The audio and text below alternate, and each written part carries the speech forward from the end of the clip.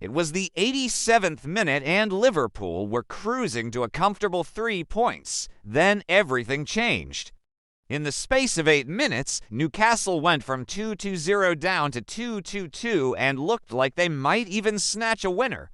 But then with the last kick of the ball, substitute Rio Ngumoha slotted home his first ever goal for the Reds to make it 3-2. And so in this 5-minute recap, we relive the full drama of that, starting with what was a pretty uneventful first half.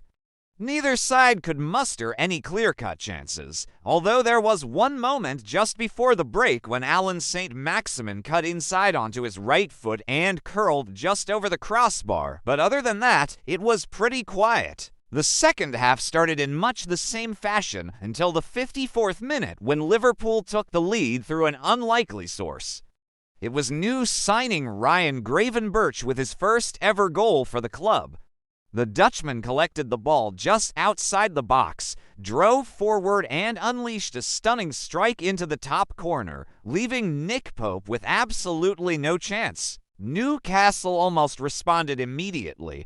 There was a VAR check for a potential handball in the area, but after a couple of minutes, play was waved on.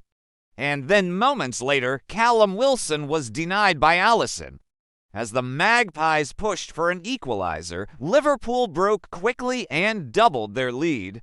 Mohamed Salah played a neat 1-2 with Darwin Núñez before firing a goal. His initial shot was saved by Pope, but with the rebound, he was denied by the post. However, Diogo Jota was on hand to tap in the loose ball and make it to 0. From there, Liverpool almost extended their lead further. Substitute Harvey Elliott saw a shot deflected just wide and then Virgil van Dijk headed over from close range. But against the run of play, Newcastle pulled one back in the 78th minute. It was a moment of brilliance from St-Maximin. He picked up the ball on the left, cut inside again, and curled a beautiful effort into the far corner. Just for minutes later, the unthinkable happened. Van Dijk was shown a straight red card for a challenge on Alexander Isak. Now, with a man advantage, Newcastle pushed for an equalizer, and in the 87th minute, they got it. It was a corner from the right, and Chris would rose highest to power a header past Alisson. With the game seemingly set to finish 2-2, Liverpool had other ideas.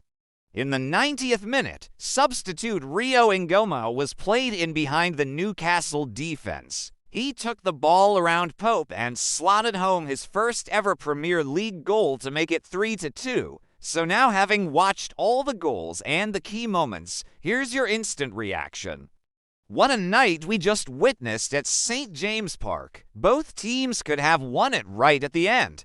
You have to say Liverpool were probably a bit fortunate to come away with all 3 points, but you can't deny them the win because they were excellent going forward in that first half an hour after the break.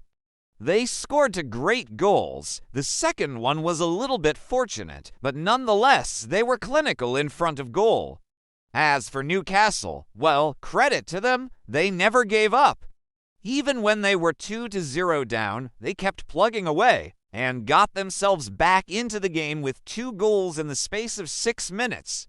I thought they maybe had enough to win it at the end. They had the momentum and the extra man, but ultimately it wasn't to be. Now for Liverpool, a big talking point after the game will be that red card for Virgil van Dijk. It was a dangerous challenge. I don't think he really had any other option but to bring down Isak, but it was just such a needless thing to do. When you look at the replay, he's got to feet up in the air, studs showing. It was reckless, but I do feel as though he got a bit unlucky with the decision. I think if that had happened 10 years ago, he probably wouldn't have seen red. But the VAR check confirmed the sending off. So there's no way back from that for Liverpool. But how about that debutant Rio Ngumoha?